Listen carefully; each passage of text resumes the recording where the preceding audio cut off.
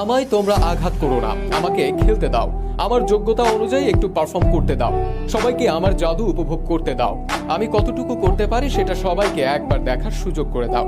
এমনভাবে হয়তো মনের মধ্যে লুকিয়ে থাকা আর্তনাদ করে থাকেন নেইমার জুনিয়র। ক্যারিয়ার জুড়ে যেসব অর্জন করার কথা কিংবা সম্ভাবনা ও যোগ্যতা ছিল তার, সেসবের বেশিরভাগই খুইয়েছেন ইনজুরির কারণে। ডিফেন্ডারদের নোংরা ফাউলের শিকার হয়েছেন এই সেলেসাও তারকা। সুন্দর ক্যারিয়ারে রয়েছে অসংখ্য দাগ, যার বড় অংশ এসেছে ইনজুরির কারণে। বছরের প্রায় বেশিরভাগ সময় তাকে মাঠের বাইরে কাটাতে হয় ইনজুরির কারণে।